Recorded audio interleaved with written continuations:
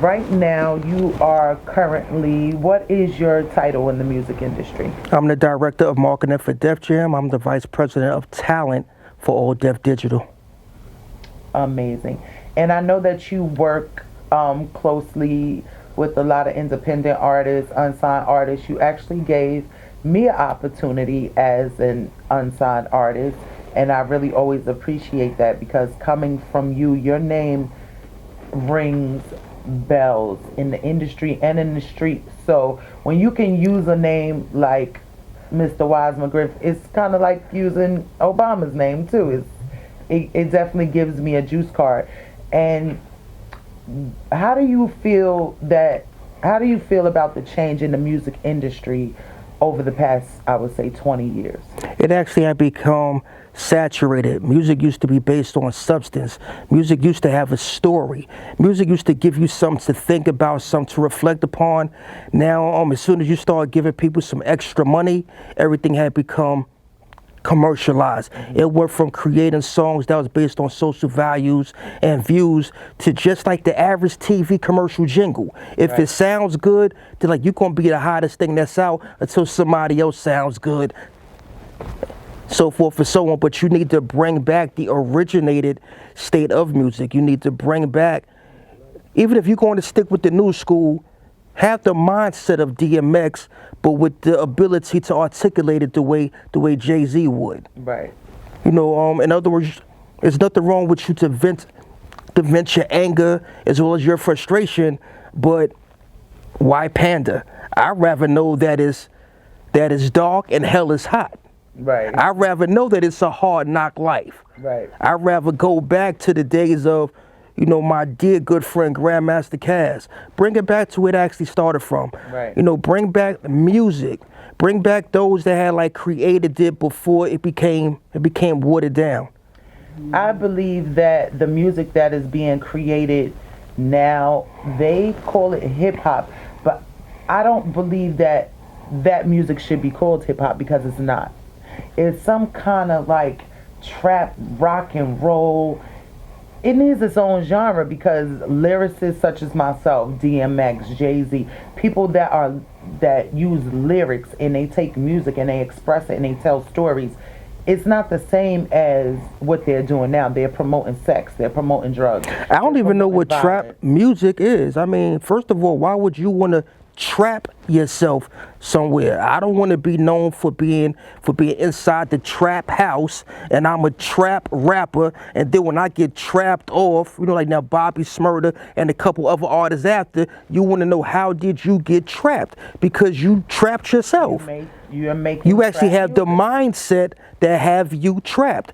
And if you look at how they bring the urban communities, they're designed to trap you, because public housing, it used to be a place where black people started from. But if you look at how they call themselves, changing it up, like the regentrification, they actually had converted housing, actually had became modern day prisons. Because you have so many gates that's on the project ground itself that it make you think that you walking through the jailhouse yard. And it don't matter what borough, you know, from South Jamaica, Brooklyn, all the way up to the cottage that's up inside Yonkers. Prison is prison. Right.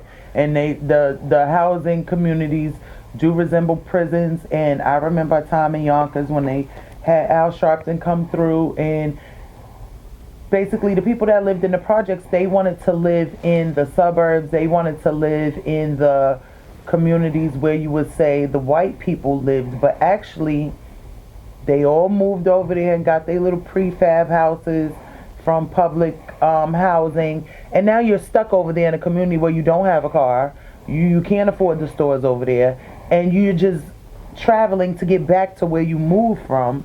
And now all the people that you tried to move with is moving over there where you were at, with public transportation and the subway and access to the city and the shopping areas.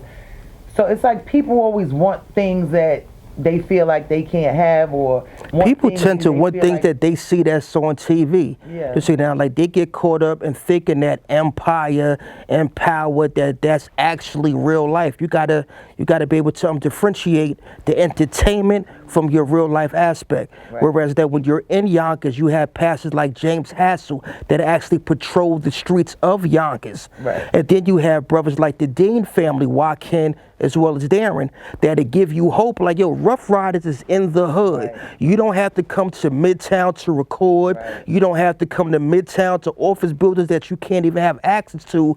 You were able to stop D on the street, say, D, can I pass you my demo? Why?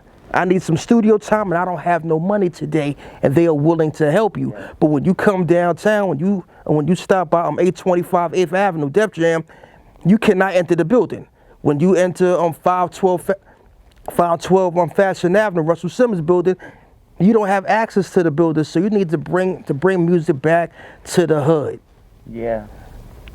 We definitely need to bring it back. And I believe, I keep talking about this, I believe that they should have some type of hip-hop college for every genre of music. It's a way for you to learn about that music and its culture. They have a hip-hop museum, actually, that actually teach you. They actually have two. They have one that's on the Grand Concourse, and I think 151st Street, which is ran by the person that had brought hip-hop out, Kool Herc. Mm-hmm. They have a hip-hop tour bus that's called Hush Tours. That's actually Grandmaster Caz's business. Mm-hmm. So whereas you could take a tour of the city to see exactly where the hip hop start, and you could catch Hush Tours every Wednesday and Friday. That'll be hushtours.com. You could stop Kool Herc and you can ask him about the museum. Then you have the Tools of War, which is off of 174th Street, down the block from Crotona Park. They actually have a school building that actually teach you the fundamentals of hip hop. I think it's necessary, and I think before an artist should be allowed to be in hip hop, they should know some things. When I was talking to one of my cameramen earlier, I told him we were interviewing Positive K and Granddaddy IU. He said, "Who is that?" Two guys that I actually grew up with. And he said, "Who is that?" So I'm like, okay, please do your research because we don't want to offend the artist, but people need to learn where the music came from, and maybe they'll take better care of it. People that do jazz music, they're into jazz. People that does gospel music, they're into gospel. They know who sings what and who does what. But in hip hop, it's like, I'm just gonna be the next big thing on the next beat, and that's that. If you want to do gospel, then you need to find out who is Pastor Shirley Caesar. Right. If you want to do R&B, you need to find out who is the Reverend Al Green. Right. If you want to do blues, you need to find out who actually is B.B. King and Bobby Blue Bland. Right. If you want to do the original days of the black part of rock and roll, you need to know who is Ike Turner. Right. If you don't know where you came from, you will not know where you are, and therefore you will not get to wherever it is that you are trying to go.